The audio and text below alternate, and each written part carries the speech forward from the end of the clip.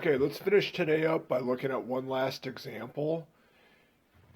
Even though this looks like a pretty complicated argument, this is another what I like to call a follow your nose proof, where once you start unpacking the premises, it'll be pretty obvious what to do in order to get to the conclusion.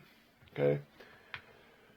So this is what our goal is. This is the conclusion of the argument. What we're trying to show can be derived from these sentences.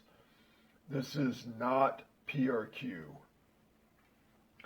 And our premises are the assumptions that we're beginning the argument with.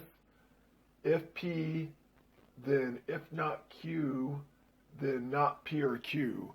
It's kind of a mouthful to say in English. That's why we have this language. That's why we have Sentinel logic in the first place.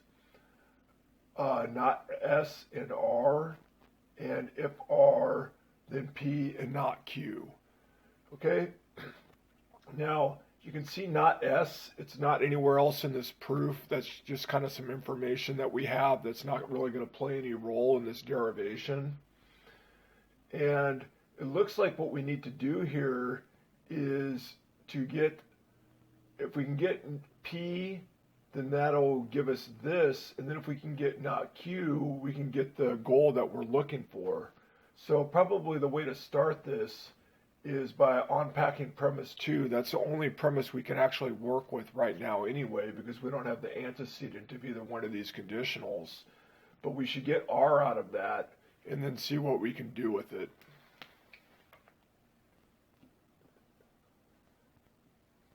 So our line 4 is going to be R by conditional elimination on line 2. Okay? Now, since we have R, we have the antecedent of 3. We have the antecedent of this conditional in 3.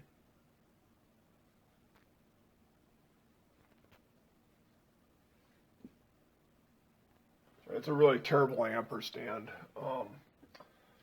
But we're getting that by conditional elimination from lines 3 and 4.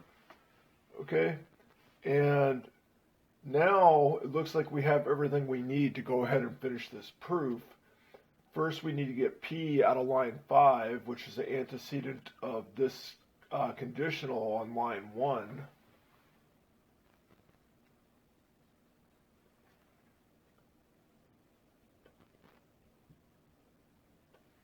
Okay, and let's go ahead and do conditional elimination.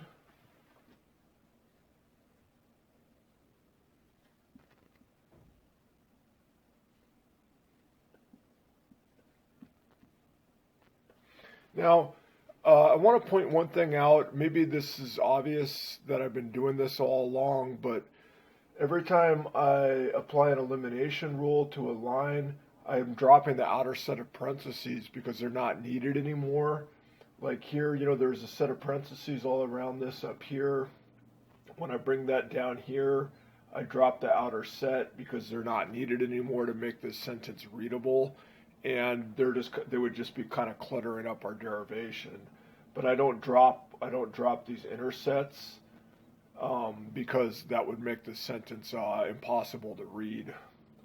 So what to do now? Well, we have if not Q, then not P or Q. That's our conclusion. So all we have to do now is get not Q in order to do conditional elimination on this line 7. And it looks like we have not Q here on the other side of my messed up ampersand. So I forgot to put in my justification here for line 7. So that was another conditional elimination using lines 1 and 6. I got caught up talking about parentheses. And now we're getting this by conditional elimination on line 5. And now we're done. We can go ahead and finish this proof off because we can get our goal now by conditional elimination using lines 7 and 8.